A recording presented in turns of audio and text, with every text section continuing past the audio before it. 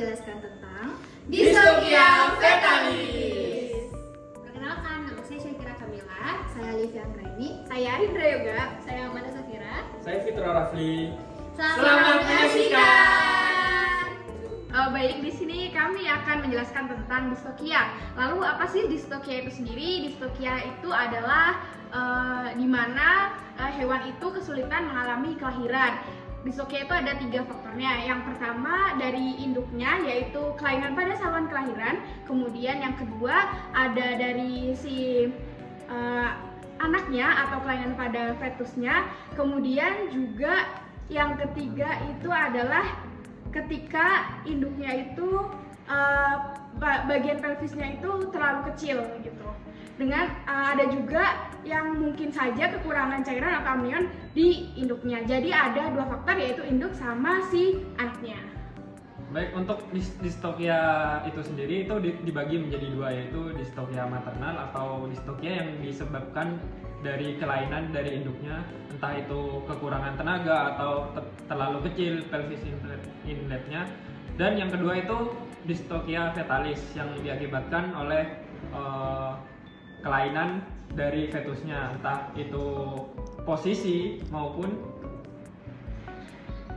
posisi habitus dan situs. Kemudian juga bisa terjadi karena fetusnya terlalu besar atau sudah mati.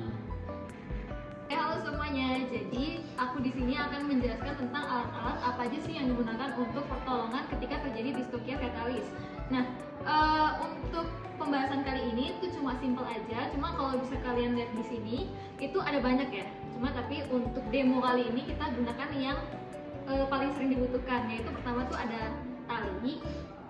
Kemudian biasanya ada introducer bengkok. Ini introducer bengkok ini akan digabungkan dengan tali ini untuk membantu si fetus itu untuk keluar atau traksi.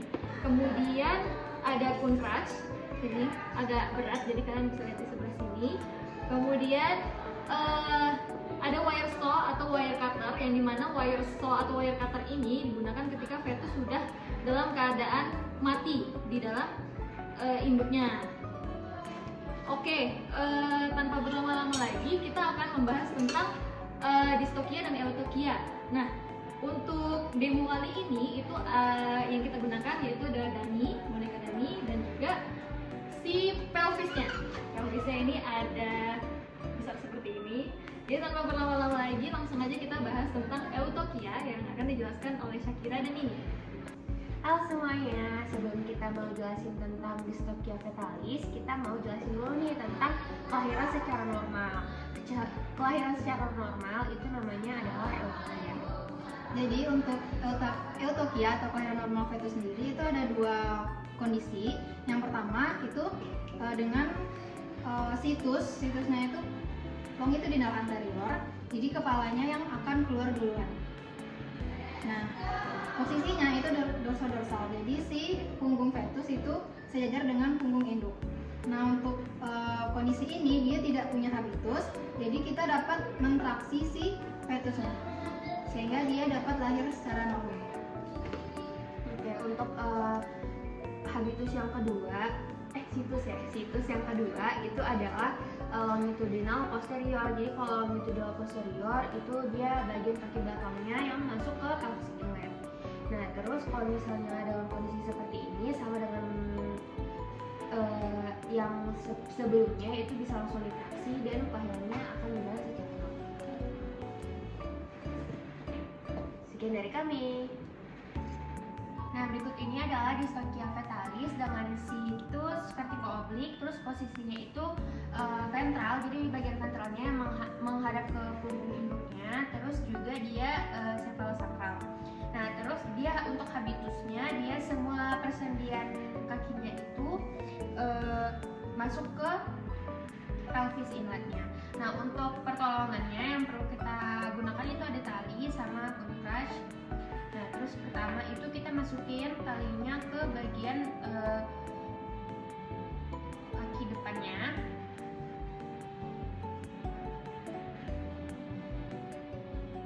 Terus kita gunakan bone crush untuk mendorong si bagian leher hingga si kaki belakangnya itu keluar. Nah, setelah seperti ini bisa kita lakukan traksi.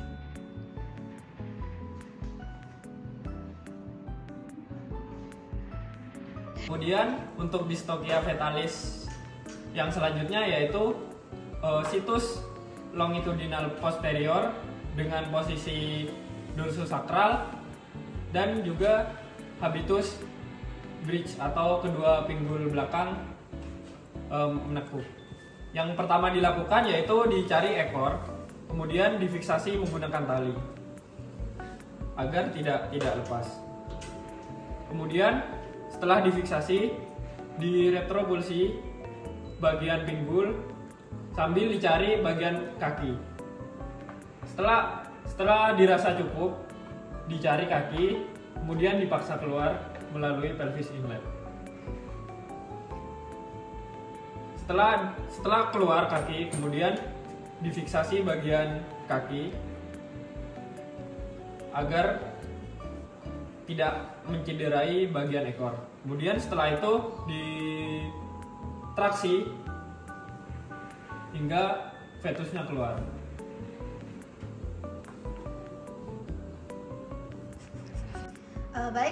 Untuk dystocia selanjutnya itu dengan situs longitudinal anterior, posisinya itu dorsodorsal dengan habitusnya itu neck flexion atau penekukan pada leher. Untuk penanganannya itu pertama kita lakukan fiksasi pada ekstremitas fetus. Setelah itu kita cari mandibula fetus. Setelah menemukan mandibula, kita lakukan retropulsi menggunakan Kuhn crunch. Jadi kita lakukan retropulsi sambil mengembalikan si mandibulanya pada posisi normal. Setelah posisinya normal, kita lakukan traksi agar si fetusnya keluar dari tubuh. Baik, untuk dystocia selanjutnya dengan posisi transversal dan situs ventral, habitusnya semua kaki menekuk di pelvis inlet induknya. Bagaimana pertolongannya? Yang pertama adalah dicari ekstremitas kranial dari si fetusnya. Setelah ketemu ekstremitas kranialnya, difiksasi terlebih dahulu menggunakan tali. Setelah difiksasi, didorong fetus menggunakan Kuhn crutch. Lalu dirotasi 90 derajat agar si fetus kembali pada posisi normalnya. Nah, setelah pada posisi normal, kemudian si fetus dapat ditraksi dan dikeluarkan dari tubuh induknya. Oke, untuk posisi dystocia fetalis yang sekarang yaitu di sini di mana situsnya itu transversal dengan posisi ventral atau abdomen mengarah ke pelvis inlet dan habitusnya itu semua kaki berada di pelvis inlet atau namanya belly flexion. Nah, pertolongannya bagaimana? Pertama itu kita lakukan fiksasi di bagian ekstremitas kranial yang lebih mudah ya. Jadi kita langsung masukkan di talinya ekstremitas. Nah, setelah itu kita lakukan retropulsi. Retropulsi bisa menggunakan tangan langsung atau bisa menggunakan Kuhn crutch. Didorong bagian frontalnya. Oke, sudah. Kemudian untuk mensempurnakan posisinya itu kita bisa rotasi 90 derajat. Ini kita masukkan di sini. Habis itu kita putar sehingga sekarang situsnya menjadi longitudinal anterior. Sudah sempurna, sudah normal, bisa kita langsung extraction force atau kita traksi. Sudah. Terima kasih teman-teman sudah menyaksikan. Jangan lupa komen dan subscribe dan juga like ya. Bye. Enggak. Halo semuanya, kami dari kelompok C6 akan menjelaskan tentang dystocia fetalis. Mulai. Assalamualaikum, perkenalkan kami dari kelompok C6. Enggak boleh. Gak usah. Retropulsi bisa menggunakan tangan langsung atau bisa menggunakan Kuhn crutch. Didorong bagian ventralnya.